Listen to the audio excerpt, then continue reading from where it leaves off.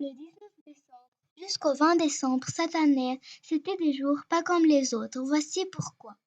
La reine Noël, une bonne amie du Père Noël, lui rend visite chaque année pour l'aider et aider les elfes.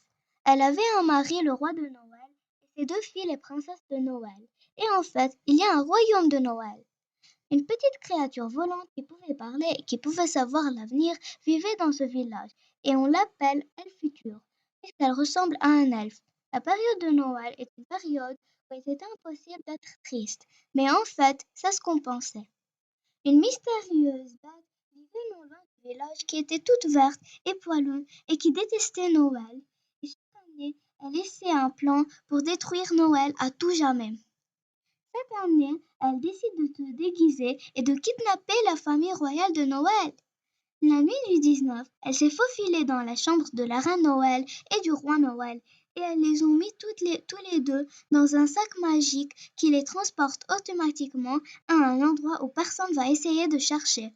Mais l'aînée princesse Noël entend un bruit étrange, alors elle part en toute discrétion pour voir ce qui se passe. Je suis là, cria Futurelle. Futurelle, mais que faites-vous? Ce n'est pas le temps de t'expliquer, enfuis-toi, lui proposa Futurelfe. Donc elle n'avait pas le choix, elle s'est enfuie, puisque Futurelfe lui a dit qu'elle va se faire kidnapper. Elle arriva au portail qui lui mène jusqu'au monde des humains et disa: Tu ne veux pas venir avec moi? Non, les elfes ne peuvent pas s'enfuir du royaume sans le Père Noël.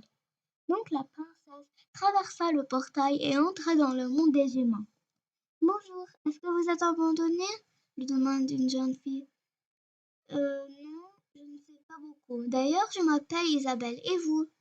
Lui interrogea la princesse. Je m'appelle Émilie, lui répondit la jeune fille. Émilie, ça me dit quelque chose. Est-ce que tu voudrais habiter avec moi?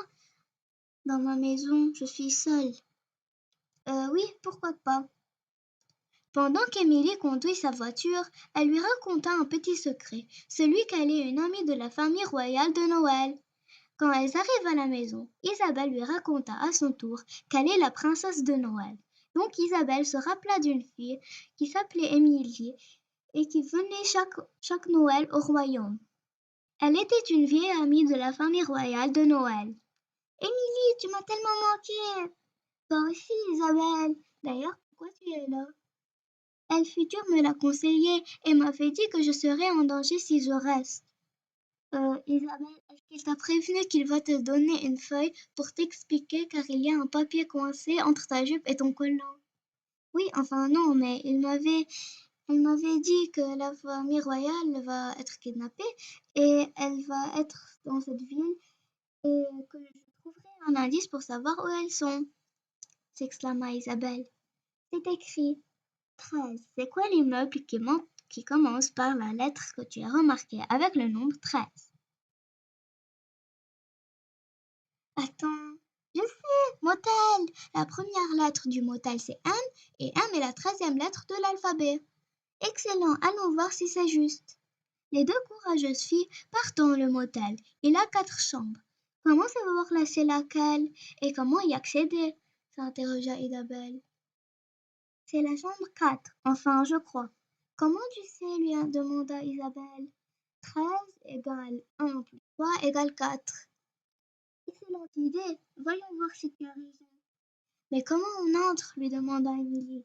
Comme des voleurs, à l'aide d'une barrette. Les filles entrent mais ne voient personne. Soudain, elle entend un bruit. Hein? Et qu'est-ce que vous dites? Cria Isabelle. Je crois que c'est dans ta chambre, s'exclama Émilie.